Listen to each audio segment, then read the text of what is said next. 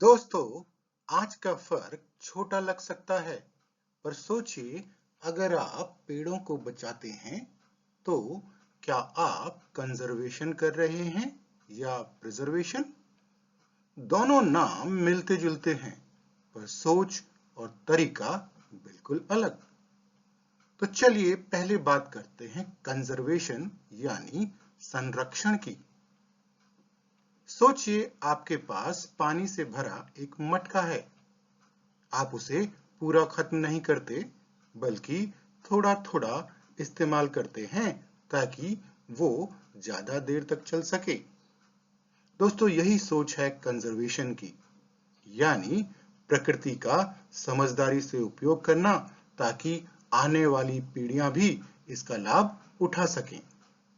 उदाहरण के लिए, जंगलों में पेड़ों की कटाई पूरी तरह रोकना नहीं, बल्कि संतुलित तरीके से लकड़ी का उपयोग करना। पानी, मिट्टी, खनिज सबका सस्टेनेबल यूज यानी सतत उपयोग करना। भारत में वन महोत्सव, जल संरक्षण योजनाएं और अमृत सरोवर मिशन आदि कंजर्वेशन के ही उदाहरण हैं। तो दोस्तों, कंजर्वेशन कहता है use it but don't abuse it, मतलब प्रकृति का इस्तेमाल करो पर उसका शोषण मत करो। चलिए अब आते हैं प्रिजर्वेशन यानी संवर्धन पर। प्रिजर्वेशन कहता है प्रकृति को वह जैसी है वैसा ही छोड़ दो, बिना किसी छेड़छाड़ के। उदाहरण के तौर पर, कुछ क्षेत्रों में पूरी तरह मानव प्रवेश निषिद्ध कर देना, जैसे कुछ कोर एरियाज होते हैं बायोस्फीयर रिजर्व्स के, जैसे काजीरंगा, गिर नेशनल पार्क या कॉर्बेट नेशनल पार्क जैसे इलाकों में कुछ जोन, जिन्हें कोर जोन कहा जाता है, ऐसे हैं जहां मानवों का कोई दखल नहीं है। अमेरिका में येलो नेशनल पार्क प्रिजर्वेशन की सोच पर बना है। वहां प्रकृति को अपने हाल पर छोड़ दिया गया है।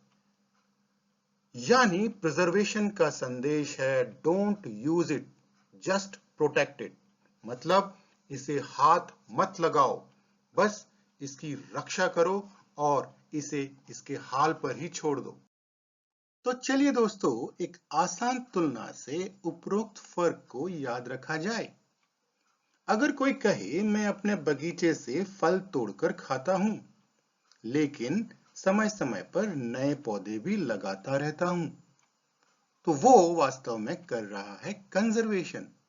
पर अगर कोई कहे मैं अपने बगीचे को किसी को छूने नहीं दूंगा, ना उसमें किसी को घुसने दूंगा, उसे वो जैसा है उसके हाल पर रहने दूंगा, तो दोस्तों वो कर रहा है प्रिजर्वेशन। तो दोस्तों, फर्क छोटा नहीं, सोच का फर्क है।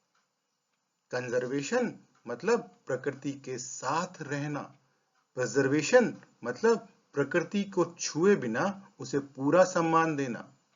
तो आज का सवाल सिर्फ इतना है, क्या हम प्रकृति को बचा रहे हैं या सिर्फ दूर से देख रहे हैं?